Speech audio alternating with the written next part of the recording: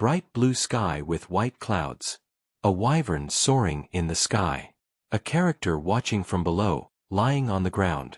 A person with black hair and blue eyes, blood-stained, staring with determination. A member of one of the great magical houses, Dequlan, who once served as a powerful troubleshooter, a problem solver for dangerous, high-level tasks in the magical world. This person, however, has decided to retire from that life for one singular, deeply personal reason, which remains unrevealed for now. A confrontation takes place in a dark, eerie setting. The one with blue hair and a glowing magical aura faces another man who seems desperate. The other man, with a pained expression and glowing chains around his neck, he holds a magic tome and channels powerful magic. He implies that what he's doing is not traditional magic, but something even more dangerous and forbidden, the great magical house Dequlan. Everything begins here. He holds the magic tome, the enemy reacts greedily, he then smirks and implies he could sell or exploit it. He warns enemy, but the enemy mocks him and begins charging his own magic, clearly underestimating him. Suddenly, red ominous energy explodes around the enemy, suggesting he's preparing a deadly attack. He remains calm, channeling a controlled but extremely dangerous blue aura from the magic tome. The enemy realizes something terrifying, dangerous. Anyone with such a vicious aura. A man clenching his fist. The man introduces himself, I am Raven von Decal, the head of House Decal. The shocked man thinks to himself about the gravity of the situation. House Decal, the top magical family of the Eastern continent. Image shows soldiers and banners. Raven von Decal speaks with determination, with your excellent magic, you can lead Decal and guide it to glory.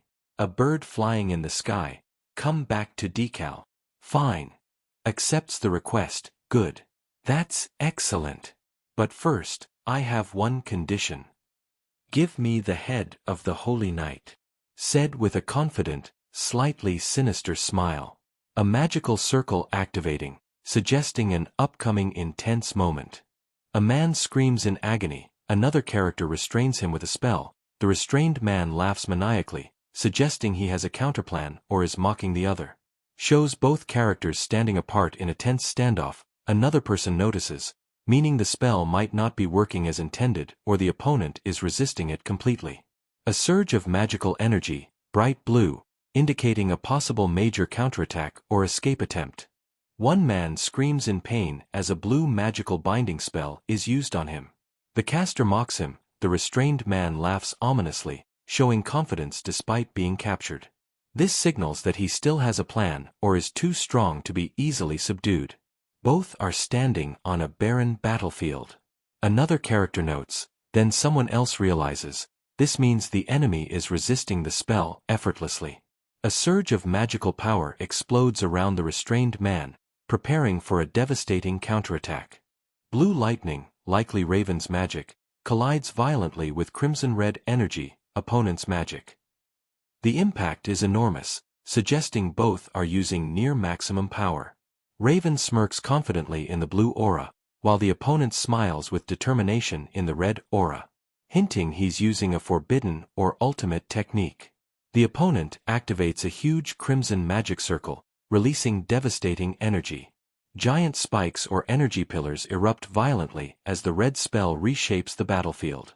The opponent laughs maniacally as his overwhelming spell continues to surge, possibly indicating a new transformation or a last resort attack. A red-haired fighter charges forward, cloaked in energy, striking down with intense force. But it was all within my calculations. Don't act so complacent. The enemy seems to be calm, suggesting they anticipated this move. Lost in thought, are we? The opponent blocks or counters the strike with a powerful defense. Didn't you think I'd have some kind of plan as well? The black-haired character reveals they've set a trap, not just defending. A glowing red magic circle appears behind the red-haired fighter, ensnaring them in the opponent's counterattack spell. But unlike the last time, you won't survive this. A massive fiery explosion engulfs the scene, suggesting devastating impact. The battlefield is engulfed in smoke and destruction. The red-haired fighter emerges, still standing. Despite injuries, the red-haired warrior refuses to fall. He channels immense energy, preparing to counter. His aura shifts from fiery red to blazing blue lightning, wrapping around his body. His eyes burn with determination as thunder roars. A vast storm of lightning erupts, magical circles forming as he amplifies his energy.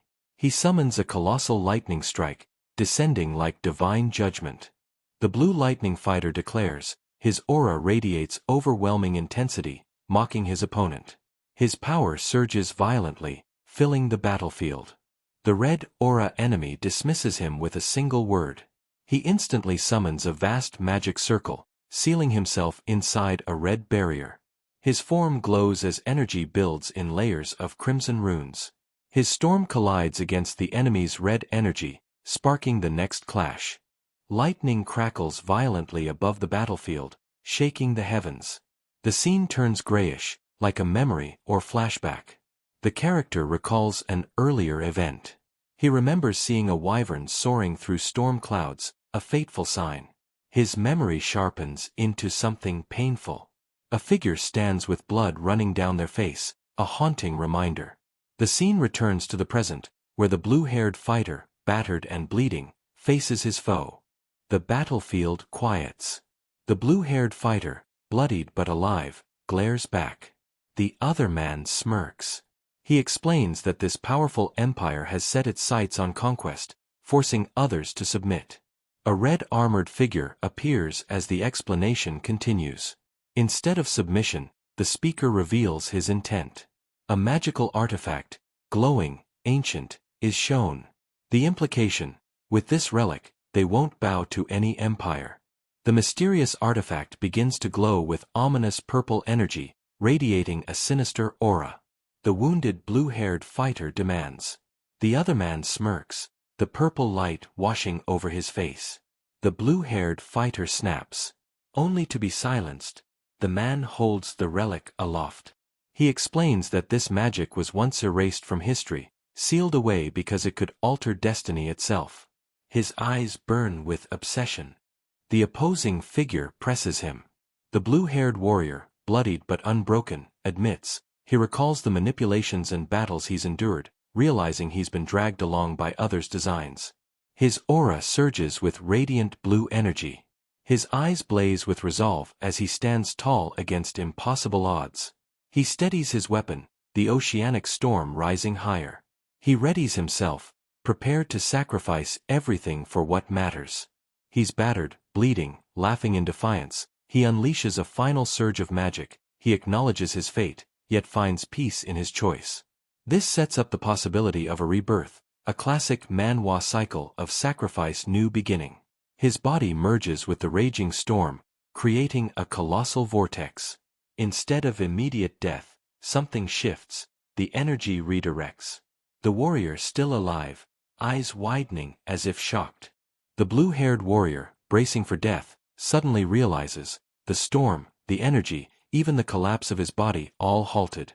His eyes dart to a floating, glowing object. A mystical book materializes before him, pulsing with power. The tome fuses with his body, light blazing. His wounds, fatigue, and imminent destruction are overridden by this force. A massive golden